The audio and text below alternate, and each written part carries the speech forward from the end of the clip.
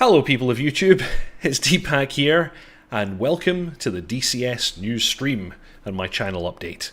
I hope that you all enjoyed that, the most recent F-16C Viper tutorial on the Lightning AT targeting pod. I actually originally thought that the F-16 was using the Lightning II, just like the A10 and the Harrow does, but it seems that they have in fact implemented a slightly different pod just for the F-16, which I think is accurate for that particular one. Hello Lindsay, welcome to the stream, and hello Tog. Press the target button again. Yes, yeah, I think if you just keep pressing that, it's eventually going to do something. I think actually, I can add a little bit of detail to that. I think it's supposed to be for the target offset, which is not implemented yet, so that's, yeah, so many things not implemented, that's the thing. Hello Dave, welcome to the stream. So next week I'm actually going to be demonstrating the JDAM, because I thought, well, seeing as how that's just been added to the sim and I've now demonstrated the targeting pod, that's obviously the next thing that I should do. So that's what you can all look forward to next week. But now, as always, let's welcome the one, the only, the dotChuckles to the stream. Hello, hello. Hello, sir. It is a new week. It is a new DCS news, but I mean, we're probably not going to be going very long because there's not much happening in the news this week. So exactly, we're just gonna have to kind of wing it. It's been a bit quiet this week. Like, I mean, I'm not entirely sure. Yeah. Sure, what we're going to talk about. There's not been that much going on. That's for certain. You know, there's a lot of stuff still in development. We're hoping it's going to land very soon, and you know, who knows? Maybe any moment now. In fact, wait, maybe we should let's maybe refresh our forums. Yeah. Just let me go and check on. Hang on, I'm just hitting F5 now. Whoa! What? Wait a minute. Hang on! Wait a minute! Just a sec. Did we miss something? Yes. Holy shit! Stuff has happened. Stuff has happened. There have been things. They have occurred. Yes. There's been a rather large patch this week, and it will almost certainly take a fair amount of time to go through that. Holy crap! It's a lot, innit? Yes. Jeez, so much stuff. This is a bumper news. Yeah, let's we're have to get cracking because there is a ton to talk about here. Yes, indeed. So if, as always, we start with the newsletter, you know, the newsletter, of course, first calls out the fact that we have had the release of the Mi-24P Hind, released into early access on the open beta branch. You've flown this a little bit. Yes, yeah. I mean, I wanted to stand on a rock with an AK-47 and shout, "Wolverines rule!" But, you know. Yes. I've also been flying it a bit. Like, on the, well, I know on the day of release you guys were flying it. The day after, I joined you and Frantic in whizzing about in a Hind, and it was a lot of fun. Yeah. So yeah, we you know, me and Frantic, we had this on sort of day of release, and I have to say, for a day one from ED, it's not bad. The lights work. Yeah, the fan works. Yes, the lights work, the fan works. Actually, a whole bunch of stuff that I wouldn't have considered to be like early access content was already there. So you've got Petrovich AI functioning very competently. The Doppler navigation system in full force and working in more than one mode as well, which I was pretty impressed with. Yeah, a whole bunch of radios that all seem to work. Radio navigation working. Pretty impressive, I would say. They've done a good job. Well, I mean, Matt Wagner commented recently that, you know, they did not want a repeat of the F-16 drama that happened when that came into early access, and I think they've achieved that. You know, it's a good early access release. It's of course got problems. I mean, it's not perfect. Certainly, some of the things that we noticed was a little bit of desync issues in multiplayer. So there are things like, for example, cockpit doors not syncing up, which is okay, fine, but there's some issues with the electrics that if you start off in the front seat, boot up the aircraft in multiplayer with a pilot, your electrics don't sync up and you have to sort of step out and step back in again. Okay, yeah. early access, what we've got it's pretty good. Yeah, they've done good with this. Absolutely. Yeah, I've just brought up on screen the current list of known issues. The one that was most obvious for me is pretty much as you described, the desync. And this is something we tend to see with pretty much every single new module, is that there's a bit of network desync. It's like they forget about all the things that they should probably synchronize across the network. And the one that I keep seeing is the operator door. Often the operator door may or may not be open or closed, and actually they mentioned the lights can desync. I did see that once, but actually the lights tend to be okay. So Tog just said, so you yeah. That's pretty funny. So yeah, it's just like buying a real MI24. You're never quite sure what will work and what won't. Yes, I guess. Expanded shell casings to be added. They listed the known issues. That's something I'd totally forgotten about. I really enjoyed when the K50 came out. You know, firing the dunk dunk dunk and seeing the casings clattering down. So yeah, we don't have that. Yeah. I mean, I've I think somebody, in fact, I think it was Todd that commented that it was disappointed it was the P version, and I have to say I am a little bit too. I think I would have liked to have seen the D version, but I think I understand why they went with the P, because the D version, it's not really combat effective unless you have an operator in the front seat. Whereas the P version, with it being, that fixed forward firing gun, yes, it doesn't, you can be combat effective with just one person in it. So I understand why they've done it. But yeah, I think I would have liked to have seen a D model myself. But, the P is what we've got. I'm not particularly bothered. I'm happy to have a hind. I was also surprised to note that sling loading is in from day one, that's also to me very surprising. Like a bunch of stuff that you wouldn't expect is already there. The ATGMs work, and that can't have been easy to do. Like I was praising Heat Blur for a while because not only did they create a fantastically detailed and well-simulated aircraft in the form of the F-14, but they created an entirely simulated AI crew member, and that is not easy. And I think what Eagle have already demonstrated with Petrovich is along similar lines, obviously not nearly as advanced yet, but this is not easy stuff to get right. No, and they already seem to be getting it right. Yeah.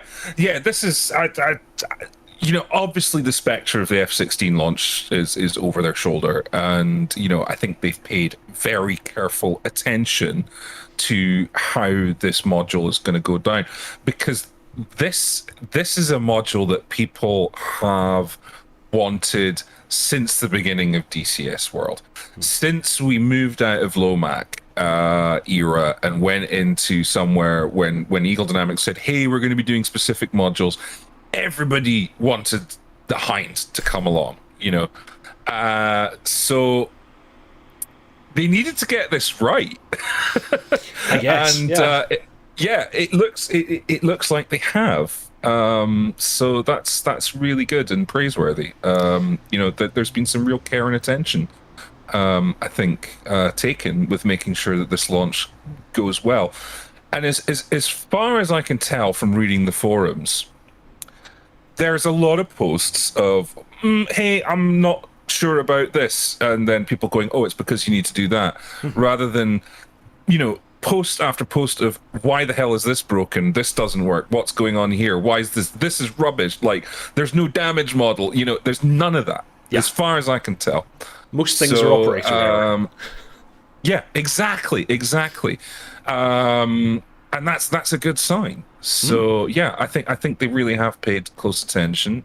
They've listened to the community as well, in regards to how badly received the F-16 was at launch, and they've put it right. So good on them. It's really good to see. Yeah. Our very own Frantic Stone has just joined the chat. Welcome, sir. Oh, welcome. So yeah, back to the newsletter. After more than 50,000 man-hours of dedicated work, the Mi-24P Hind team is pleased to introduce this iconic attack helicopter into early access. So yeah, are they saying very much? Hind isn't available in early access. It's also going to be in the free-to-play. Let's not do that again. Test fly before you buy, and don't forget to take advantage of the early access 20% discount. The first 6 months, the second 6 months, or what? Oh man. Next, really big item for this week, DCS Syria final version. I actually didn't realize this was the final version. Yeah, I mean, this is a big thing. Like, I mean, we're not only are we getting the Hind, but we're getting like the like that's it, that's Syria finished, and we get like, you know, hundreds of square miles of extra terrain just popping up in the form of Cyprus. Yes, and southern Turkey, which I didn't realize we were also getting southern Turkey. So like, wow, this is pretty huge. We've been flying around. We were taken actually on a tour by our very own Frantic Stone as an ex-resident of the island, and he showed us around. Was it Limassol? I can't remember now. We were going Limassol. Yeah, we did stuff around Limassol. We went across to Paphos, up to Nicosia, hung around Akatiri, and had our own little personal tour guide. And as far as I can gather from from what Frantic was saying, is that it's spot on. It's pretty good. Well, he was just VFRing us, so I guess that must mean that it is accurate. Yeah. Like I think he found the swimming pool he used to hang out at. It's so it's pretty good. So yeah, this is two massive things in one big, one big patch, and oh my god, it was a big patch. and nothing really broke as far as I can tell, so good work. Yeah, I think it was pretty stable. Yeah, I haven't noticed anything kind of, okay, well, that's not working since the patch. Yeah. So in this final release, the addition of Cyprus and a large portion of southern Turkey, major cities such as Nicosia, Larnaca, Limassol, Paphos, Ayanapa, Famagusta, I'm going to be mispronouncing all of this, Kyrenia, they've been modelled in high detail, get in a combined arms vehicle and take a drive or explore in the Hind. And we have high detailed airfields in Cyprus in the form of Akrotiri, Erkan, that word, Kingsfield, Lakatamia, Larnaca, Nicosia, Paphos. So yeah, pretty exciting. They didn't actually mention if there were any additional airfields in Turkey. I don't know if we did get any more in Turkey or not, but that's pretty exciting. The thing that I quite like is that at Nicosia, which is it's in the demilitarized zone. It's in the UN zone. So it's been this little time capsule for years. If you are not familiar with Nicosia Airport, go and have a look at it on Google, because there's some fantastic photographs of the terminal, basically trapped in time from the 1970s. All the furniture, everything. It's just completely. Yeah, it's a time capsule. I mean, it looks fucked up, but it's there. But there's a stranded 727 that got stuck on the ground when it all went down, and they've got it. It's modeled. It's on the apron. It's there. I saw that. I think I shot it. I did too. I shot at it with my Hind because you have to. Yeah, it's looking fantastic. Frantic is also saying he really likes the UN FOBs, and that's actually something I noticed too. Flying around that kind of DMZ area, there are these FOBs on the roads, and there are some barriers and things like that. So it looks to be quite nicely modelled. And I just sort of discovered details that in the main Syria map that I don't know if they've been added or if they've always been there, but I've only just noticed them now. I did a little, went south of Hatay and sort of just did a little patrol in the Hind up the Turkish-Syrian border, and noticed that they've got the frontier with met with fences and then guard posts with helipads and stuff at regular intervals. So it's just cool. Yeah, it's a great map, and I was expecting it to be in early access forever, like everything DCS. But no, here we go. We've got released, fully released. I don't fully understand how they've done it, to be totally honest, because this is no small amount of work. They've modelled a very large piece of land. So yeah. Yeah, but I mean, this is Ugra Media. Yeah. Ugra Media. I mean, this is what they do. This is their sole focus. And I think they've probably invested a lot of time into their tools, I think they've probably got they've got a really good tool set to do this. So, if it's their sole focus, they're going to get good results, I guess. But yeah, good work. Well done, Ugra. It's a nice map. Next item from the newsletter is Guns Out. It's the summer sale. We've got modules with 30% discount, modules with 20% discount, modules with 15% discount, campaigns at 50%, 30%, 20%, and some that are just not on sale. But you're basically getting a bit of money off on pretty much everything, and we even have a super duper video to go along with that, which I guess is going to show off the things that are on sale. So yeah, here we've got F18, F16. All the big stuff is some monies off. I really, every time that Eagle are releasing a video, I'm all over it. Their cinematic videos are super nice. Whoever's making these, thumbs up. You're doing some good work. Yeah, they're doing a really good job. I don't know if you noticed that, in the items, the 30% discount, like you've got the big three, you've got the F16, the F18, and the A10. Yes. All on 30% discount. Yes. So, now's the time. Go grab it. Absolutely. If you're missing any of these modules, and these are all fantastic modules, I want to call it the JF17 because it's a personal favourite of mine, then you know what to do. Yeah. And actually, I mean, the campaigns, like that, like I think the ones that they've got 50% off, I'm looking here, the Serpent's Head. That's supposedly like a really good campaign, and it wasn't that expensive to start with. So you're talking about picking up like quite a lot of content and entertainment for a few bucks, basically. Yes. So it's a good sale that they've got on. I mean, I often get a little bit jealous of these sales because, being a super fanboy, I own everything as it comes out. So I'm like, okay, well, I can't take advantage of anything. But like seriously, go pick up some campaigns. Like, there's some good stuff there at 50% discount. So. Especially if you're one of the majority, apparently, of DCS players who doesn't play multiplayer online. The campaigns are probably the best way to enjoy the sim. I would say. They give us some pretty pictures of the stuff that's on sale.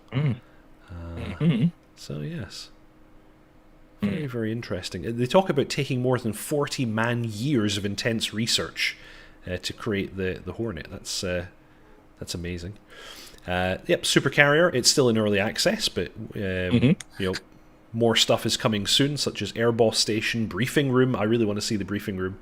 LSO Station, Plat Camera, VR support, combined arms integration. Sorry, just before we move on from that, am I right in thinking some of this stuff is coming with the patch? Well, we're going to cover that next. Yeah. Okay, right. Yeah, cool. I actually don't remember, but we're going to look at that. So for the Super Carrier, combined arms integration. What does that mean? Does that mean you can steer the carrier? I think it probably will be that you can give the carrier waypoints and combined arms and move it in the wind and stuff like that. So I would imagine that's what that means.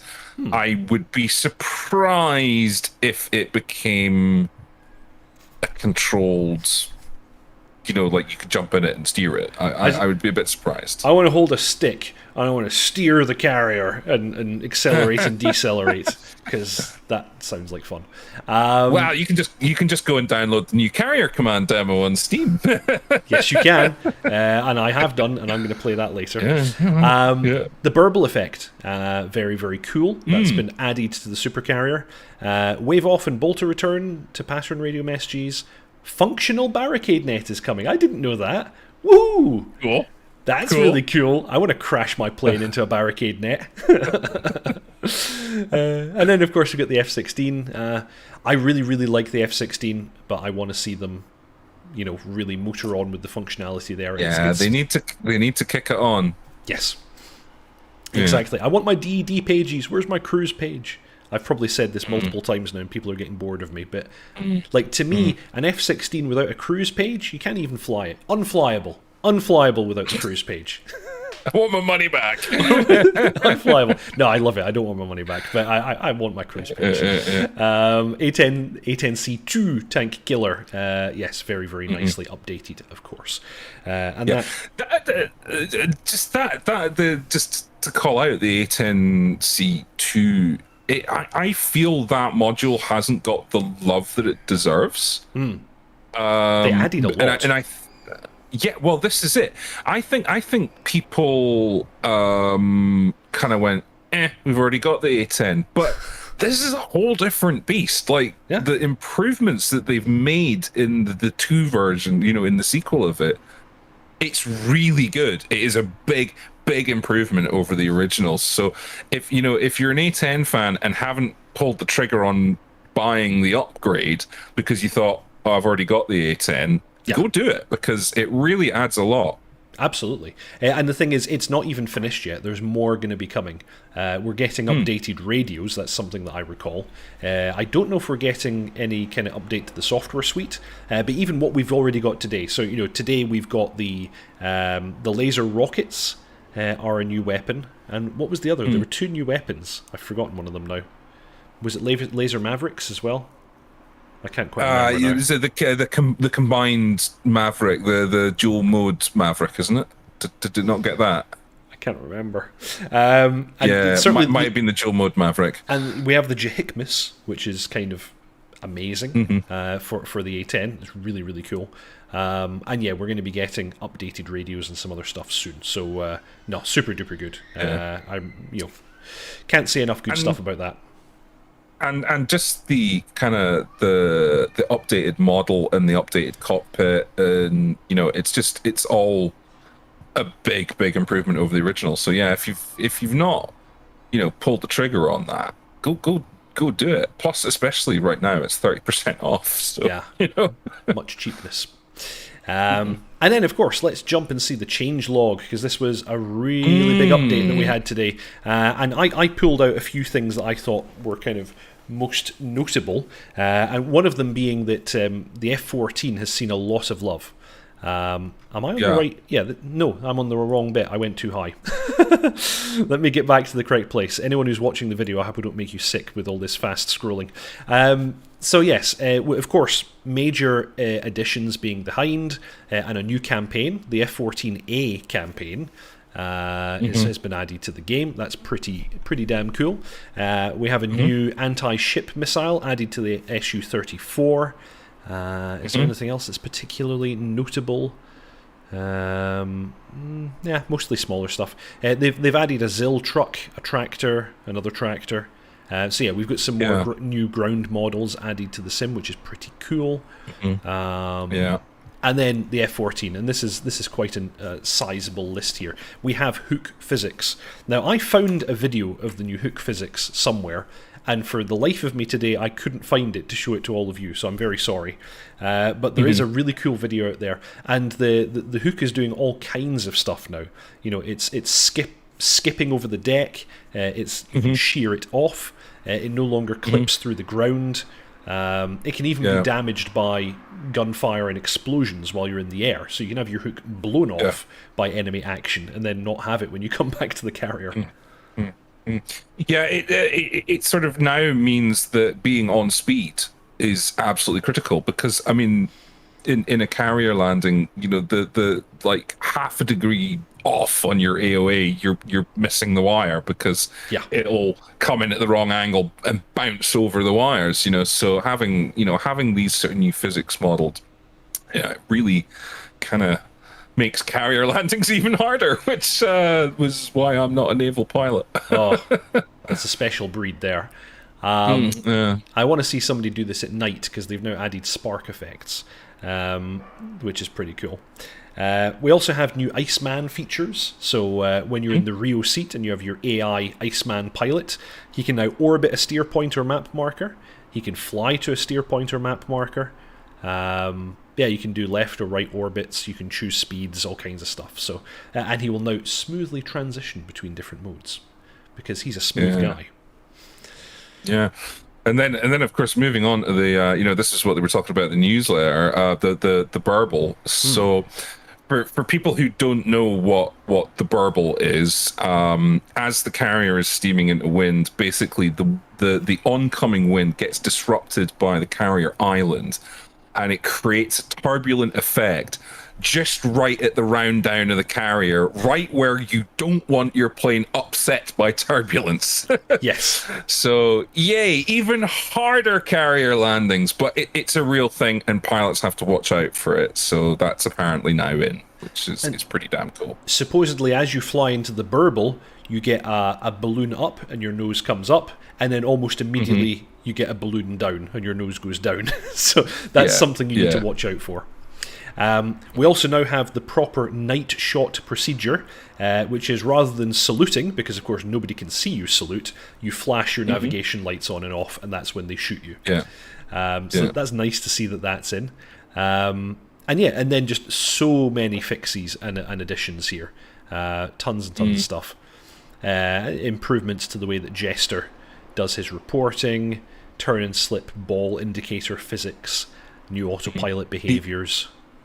He's also been taught the importance of breathing. Yes, that's further down. That's a really good one. Yeah, apparently previously he was never turning on the oxygen in the back cockpit. So I guess that's not a problem because he's AI and doesn't breathe. But the moment that you then had a human Rio join your aircraft and you were at altitude, they would probably pass out. So not so good. But yeah, you can see here we have so many fixies. It's Heat Blur continuing to just absolutely smash it, as they always do. Some small additions to the Viggen. I think these are just fixies. We've got a bunch of fixies for the Harrier. Nothing too exciting that I noticed. I am a big Harrier fan, of course. One thing that I'm very happy to see is that they fixed the EHSD, like when you inputted course lines, they were always in true instead of magnetic, no matter what mode the EHSD was in. That was really annoying. They've now fixed that, it would seem. I'll need to try that out, because that was one major thing that was bothering me. Razbam have added a ton of stuff to the M2000C, though. Frantic says they'll smash the tornado. So yeah, there was not a tornado. we actually talked about this in, I think, the previous DCS news or the one before. I can't quite remember. Razbam had a post about all the stuff they were doing. Basically, new HUD symbology, new radar symbology, a whole ton of stuff. And it looks like this is that actually filtering into the sim now. Yeah. So with this one, we're getting a bunch of stuff. The one I am most excited about is the BAP 100. Wow, we like our BAPs. We do like our BAPs. Always a fan of BAPs, and it's good to see them getting their BAPs out. Absolutely, the BAPs are now out. I saw a video again, which I cannot find today when I'm looking for it, of someone demonstrating the BAP 100, and it looks spectacular in operation. You can actually carry a rack of them on the. I see what I did there. You can carry a rack of BAPs. A rack of BAPs on the centre line of the M2000C. How did I do that? And, unintentional comic genius. I know. And it's not, I can't remember how many there is, but it's like 6 or 8 or something like that. You can fly low level right down the middle of the runway, drop them all, and the way they just hang in the air after you drop them on their parachutes, and then they rocket under the surface. It's amazing to watch. So yeah, nice work, Razbam. There's some really cool stuff in the M2000C here. What else? It's good to see them getting something right. That improved the bingo sound. So we've got fixies to the MiG-19. C-101 now in release status, so that's exciting. And this is actually a much smaller changelog from them than we've been seeing in the last few months. So that would suggest that they've definitely rounded out on what they wanted for release. Yeah, and I'm right in thinking. I know we have talked about this, but I'm old and have shit memory. But I'm right in thinking this now does have an EFM, doesn't it? It's external flight model. Right, yeah. See, I really need to go back to the C-101 because it was only the flight model that disappointed me with the aircraft. Well, so if that's fixed now, then I'm all over it. Yes, and in fact, I think it was last week, me and Yappy Dog went on the VAF server and we flew the C-101 with Frantic, and I was very impressed. That was the first time that I'd touched it in about 2 or 3 years, and it looks complete to me. Like everything I tried to do just worked. I really like some of the little touches. The Avio dev, I like to see a dev with some attention to detail. They seem to have it. When you're sitting on the ground, before you turn on the battery switch, there is a crew ladder on the side of the aircraft, and your pilot's helmet is sitting on the canopy rail. And if you look at the pilot in external view, he's not wearing his helmet. You just see his hair. And that's visible. That's synchronized. They actually synchronized this in the sim. So I was looking over at Yappy Dog, and he was looking over at me. He had his helmet on, mine was off, and we could tell what stage in the startup we're at. And then when you turn on the battery switch, those items disappear. So you have like the kind of pre-start and the post-start condition of the aircraft. Lovely. That's lovely. Right, I'm really going to have to go back to the C-101 because it's a pretty looking plane. And it is. Yeah, it really is. Give it some time. Yeah. And of course, nice details again, like the GPU being fully modeled. When you connect the GPU, it's actually there. And when you connect the power, you hear it rev up a little, and then when you hit the starter, you hear it rev a little bit more. So actually, the load on the GPU is dynamic, which is kind of incredible. I really, really like that. So anyway, and one thing to call out here, they've added something, well, there's a few cool things for the C-101 here, but one that I really want to call out is the air brake. It's possible to strike the air brake off the ground, depending upon how you rotate or how you land the aircraft. That is modelled, and it will actually push the air brake either in or out a bit, depending on what angle you're at when you hit it, and it will break the servo. Oh, fun. Okay. Yes. And I just... Who even thinks of modelling that? That's amazing. Such good stuff. Small adjustments for the JF-17. And then F-18, there's a bunch of stuff. But the main thing here, and this is for the F-18, F-16, and F-5, we have a brand new pitot model. And it's now, I assume, going to model a whole load more strange effects that you get from the pitot. Yeah. Heat Blur were ahead of the game on this one. The F-14 already had a whole bunch of really, really cool stuff. You were talking about shock cone in the case of the F-14. Pitot shock and things like that, where, as you get transonic, your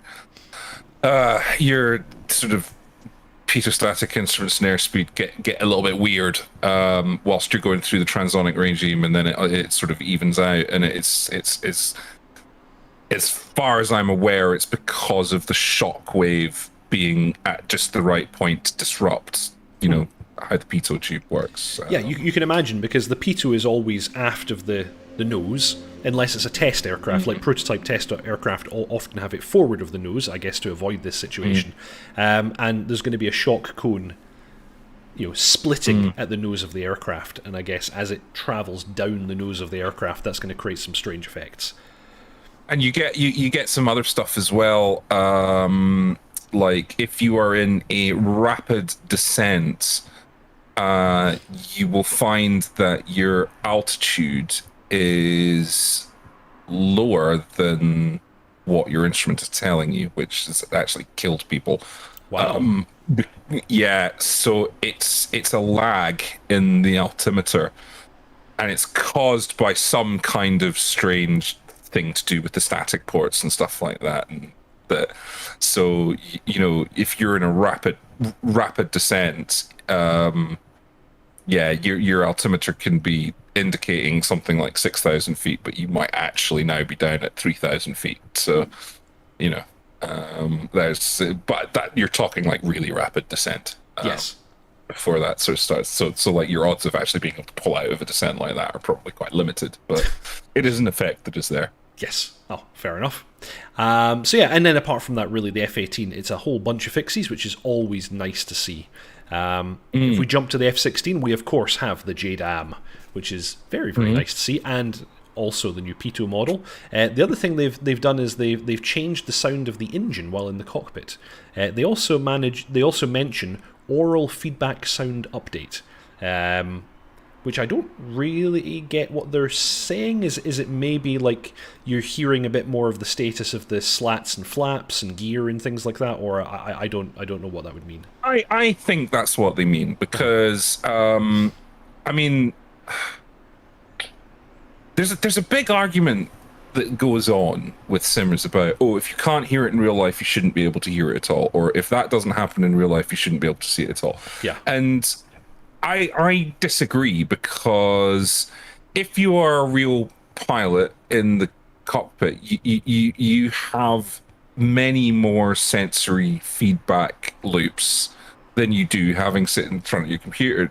You know, just the feel of the aircraft, seat of the pants stuff that you just don't get. Yes. So you're actually not being able to fly the airframe as real as you would be able to.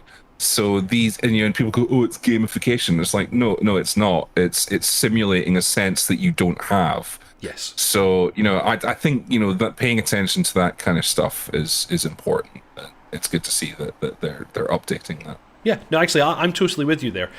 Some of my favourite aircraft modules in other sims, like civil ones, the things like Airbus modules, where you hear things like the hydraulic transfer unit and things like that, the PTU. Yeah. You absolutely cannot hear that in the cockpit, but it's nice to hear it so that you know what's going on, and various other sounds. So yes, I'm with you there. I think this is good. And then it's mostly just little fixies here and there in various other aircraft. Oh, and then the supercarrier. So no, this is mostly, I think, them rolling in the update to the deck crew that we were talking about last week. Sadly, the loss of beer putting the guts. putting the Airbus on a diet. Yeah, all that kind of stuff. I'm just wondering, is there anything additional that they hadn't already talked about? It looks like it's pretty much the same. Yeah, it's the exact same things we were talking about last week, and in a more in-depth change log for the Syria map.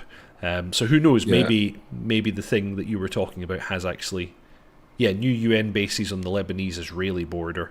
They fixed a bunch of bugs and changed the transparency of the sea and lakes. It's been reduced. It was too much before. Bunch of really cool stuff. Looking very, very nice. And something I was going to do earlier, but I completely forgot to do, was I was going to play the Hind Early Access video for everybody, because I think that's a pretty cool thing to see, and just to get everybody. Oh well, let's the mood. do it. Yeah, come on then, because we're good. This little segment, I think we've decided to talk about the Hind in a bit more detail. So yeah, I actually didn't hit play. Let's have this. Yeah, it helps if I hit play. Let's talk a bit more about the Hind, because it's pretty damn good. It flies. I find it flies really nice. It feels a lot like the Mi-8, which kind of makes sense, but it's more stable, I would say, than the Mi-8. It is. It suffers again from the issues that the K50 had in trying to simulate its the trimmer stats and the autopilot system. The trimmer, it still insists on giving you a little bob every time you trim it, and it's just But do you think that maybe the real aircraft does that? Apparently not. Okay, fair enough. So I think it's just trying to accommodate our crappy plastic PC peripherals. This is the thing, of course, that is always a big challenge, because the real pilot sitting in the aircraft has a flight, a cyclic and a collective, which are physically linked, mechanically linked with hydraulic assistance. So the feel is never going to be the same. If I flew Russian helicopters more, I would consider, building my own controls, because there is a lot of stuff on YouTube about people that have done amazing trimmer systems that use magnets that release and clamp and using hydraulic dampers and stuff like that, which is basically what the real helicopter has. It's electromagnets that do it all. So I would do that, but I mean, just oh god, it's ugly sexy, isn't it? It is nice. It is nice. The concept. I don't know why they included this. I thought that was quite odd that they included someone having an accident in the trailer. But I've never seen them do that before. But hey, that's kind of cool. I always find it weird when I see helicopters dropping bombs. Like, I don't understand it, and it seems to be like really a purely kind of Russian thing to do. Does anybody else drop bombs from helicopters? No, I think it's entirely sort of Russian. I can't think of anybody else that does it. Yeah. Mostly because it requires you to be pretty much directly over a target to do it. Yeah. Which is never somewhere you want to be, really. So, hey ho. Oh, but, Yappy Dog just made a really good point. They're proving that it has a damage model. Oh yes, that is a very good point. See, we didn't screw this up.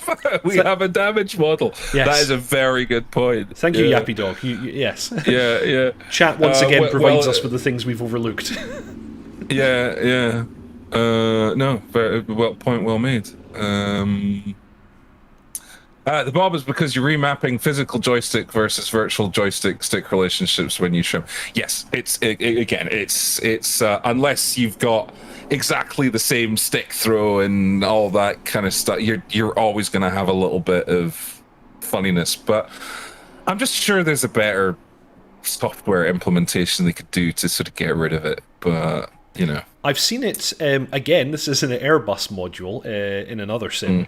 Of course, in the Airbus you have auto throttle, and your physical throttle locks into particular positions, and they have a mode where when you kind of start moving the physical throttle, you get a little GUI pops up at the top left, and it shows you your physical throttle versus the virtual throttle. Yeah, and it doesn't start moving the virtual one until you link them again.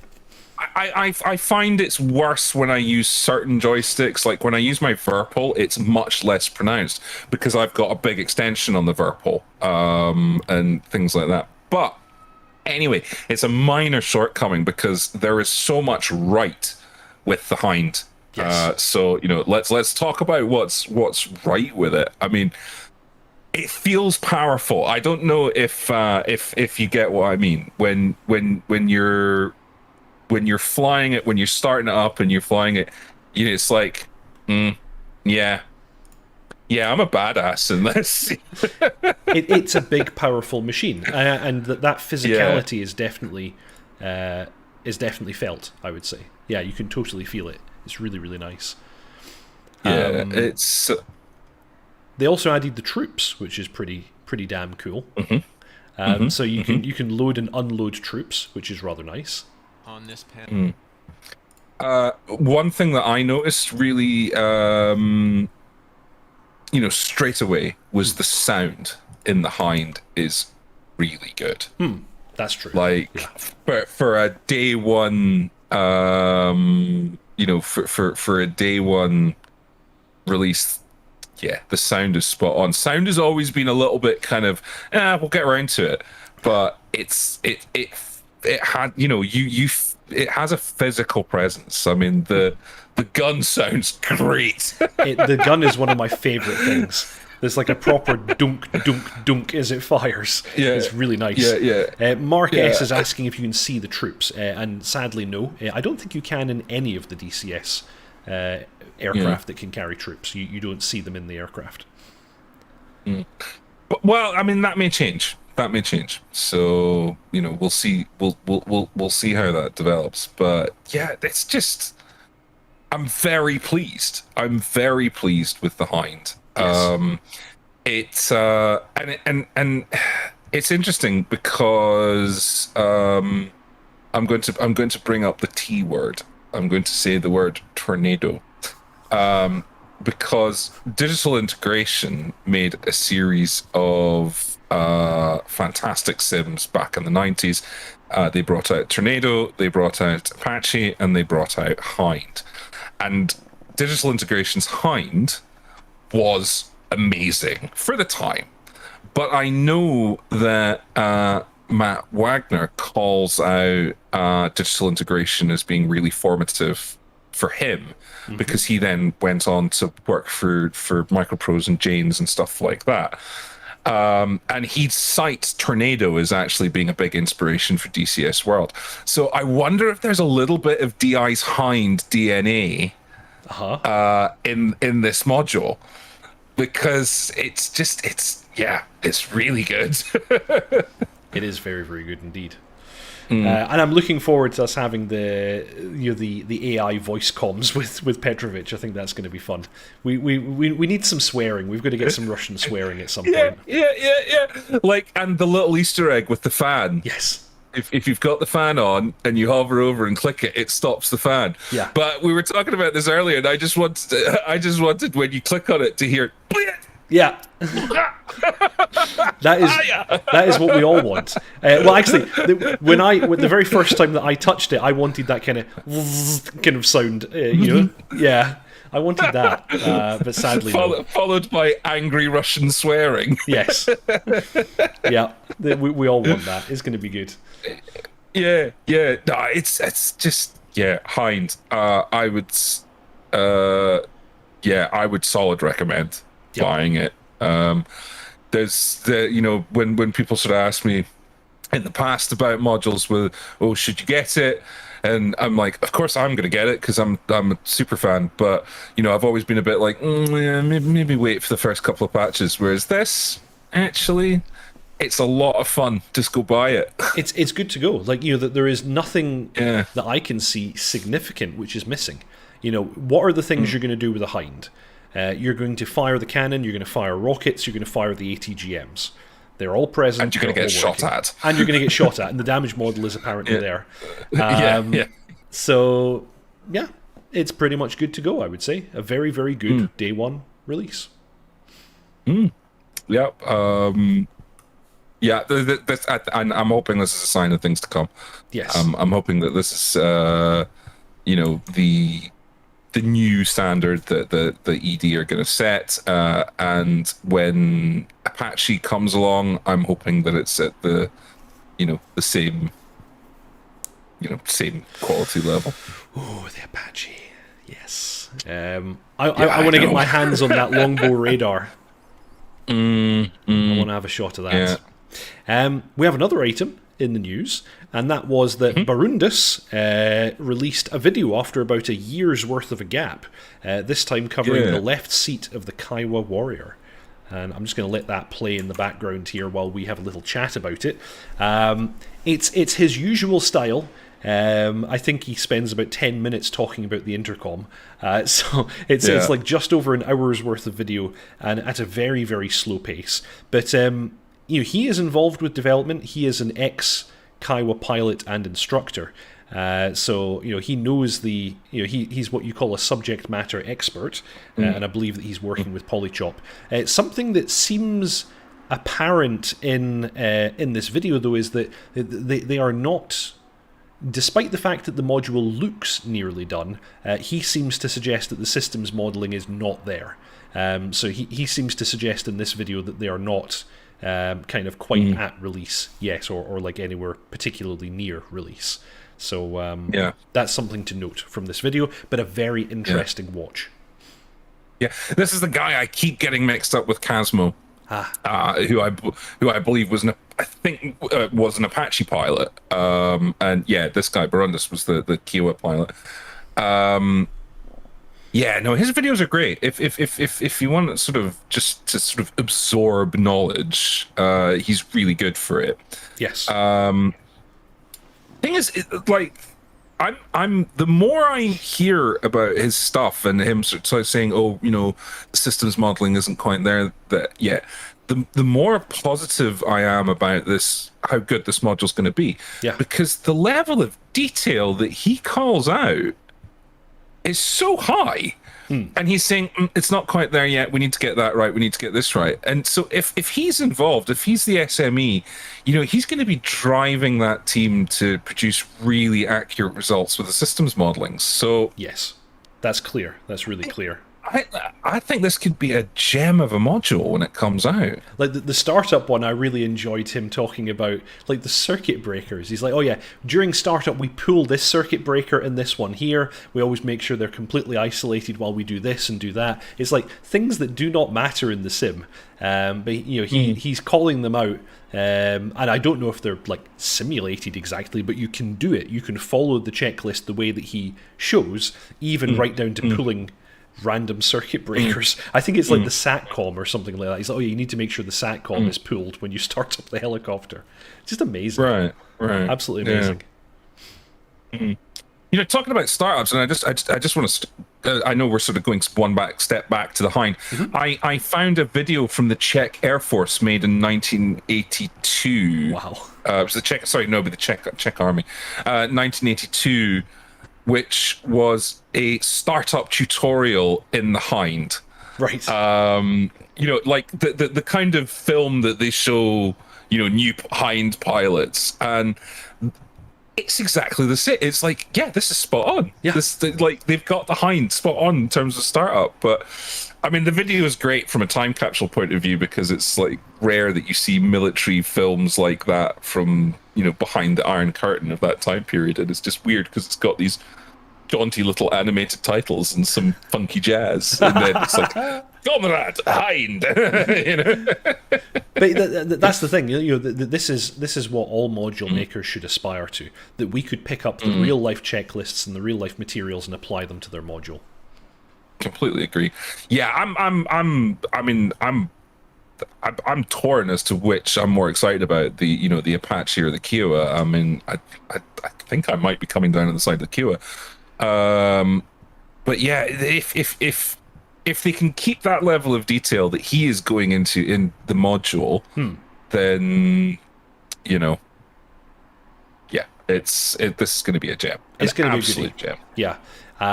But yes, despite there was a stage, I think, like at the start of this year, when we thought, oh, this is going to release any day now. After seeing this video, I think that actually it's in a much earlier stage of development than we ever thought. Because he does call out that especially the left seat avionics are really not fully modelled as yet. So there may be a chunk more work to do there. But as you said, I'm really happy that that's the way they're approaching it. It's like, there's lots to do, and we're going to do it all, and it's looking pretty nice. Yeah. Plus, I think it's quite a small team, so yes. I think we can forgive them for sort of taking their time with this. Oh, I'm totally happy they're taking their time. Yeah. And I mean, I have to point out, we were talking about the level of detail. I don't think I've seen that camera shot move since the video started. Barely. It's barely moved. Where are we? Talking about the intercom. Yeah, we're at minute 6, and he's still talking about the intercom. I'm going to jump it forwards a bit because I'm curious to see, when does he ever turn anything on? Yeah, when does he actually start the helicopter up? He doesn't. It seems that he does. He's literally just pointing at switches and talking about them. But this is why we like this guy. Yeah. I want to know why that switch works the way it works. And he definitely provides that. But I mean, it's going to be so good when the Kiowa comes out and the Apache comes out. And then we've got the Hind. All we need is like a Black Hawk, and you've got Jane's longbow. You've got all the kit there. Yes, you have absolutely everything. Yeah, I'm just very quickly going to answer some of the questions in the chat. They're kind of piling up. Sure. Racing the Web was asking, hey, are you guys going to buy the Hind? Already happened. I think myself, dotChuckles, Frantic, we've all already bought the Hind, and we've been flying it quite a bit. EB was asking if the Kai was a free module or it's being developed for purchase. It's being developed by Polychop Sim as a full price, full fidelity DCS module. And yeah, Burundus has a YouTube channel with several Kiowa videos. Check out Burundus if you want to see more about. Yeah. If you want to see static cam reviews like this, where he spends an hour talking about a button. And oh god, we do. and that's not to talk the man down. I want exactly this content. So yes, that is the news. Actually, the summer sale. We talked about the summer sale earlier. That was in the news. We talked about the summer sale. We talked about the summer sale. Cool. But I believe you had something that you wanted to call out at the end, dotChuckles. Yes. So obviously, we do this news item every week, but some of you are aware that we have our own virtual squadron, the Virtual Air Force. We are both members, and if you hang on 1 second, I've just realized something. Ta-da! There we didn't have the branding on. So we are trying to probably increase our profile a little bit. So we have started a Twitter. We are tweeting or twatting or whatever the past participle of twitting. Probably not is. The second thing he said. So feel free to go and follow us on Twitter. We are that's really bad. What is our Twitter handle? Give me 2 seconds. I had this ready a moment ago. And actually, as we're speaking, I'm going to take the opportunity to follow us. But I don't remember my login to Twitter, so I'll do it later. Okay, so Twitter at Air Force VAF. So that's at Air Force VAF, VAF. So go follow us on Twitter because we are planning on putting out, basically keeping you updated with news and things going on and nonsense, basically. And of course, we are always looking for new people to come and join us flying. So feel free to jump into our Discord. Do we have a link for our Discord? I think is that going into the show notes. Actually, that's a really good idea. If I was organised, I would have done that already. Yes, I will add that into the show notes after this broadcast is finished. That's a really good. Yes, fantastic. Wonderful. So follow us on Twitter. There's going to be some new things coming out as well. There may be more YouTube shenanigans in the future, but we're keeping stum about that for now. Yes. And if you fancy coming and joining us flying, drop into our Discord, and we would welcome you. Yes, with open arms. Indeed. And otherwise, I think that is it. I mean, that has been a busy week for news.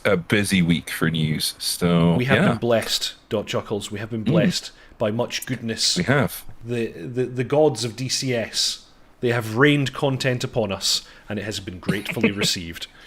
A fantastic week.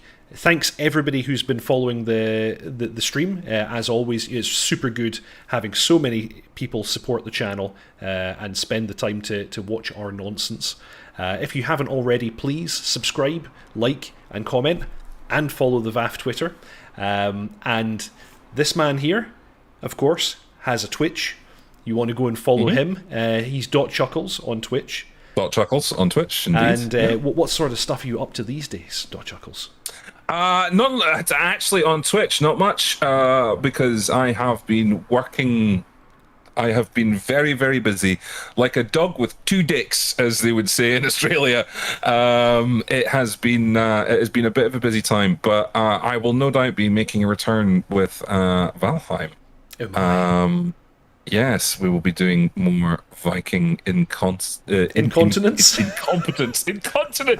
Viking incompetence. The one thing I can just ask, Frantic, if you are still in chat, could you just pop a link to our Discord invite into chat as well? Because somebody is asking for it. That would be super nice. So if you could do that, that would be super nice. Yes, but indeed. That's what I'm doing on Twitch. Feel free to follow me. It's complete nonsense. Fantastic. And of course, because you're all watching me, you know what I do. But yes, I usually like to do a bit of Escape from Tarkov streaming during the week. Every Saturday, as tonight, I have a new tutorial video. Next week it's going to be dropping the JDAM in the F-16, and then another DCS news stream. But yeah, I think that is pretty much it. Thank you all so very much for watching and for supporting the channel. And fly safe, and we'll see you all next time. Take care, everybody. Ta-ta.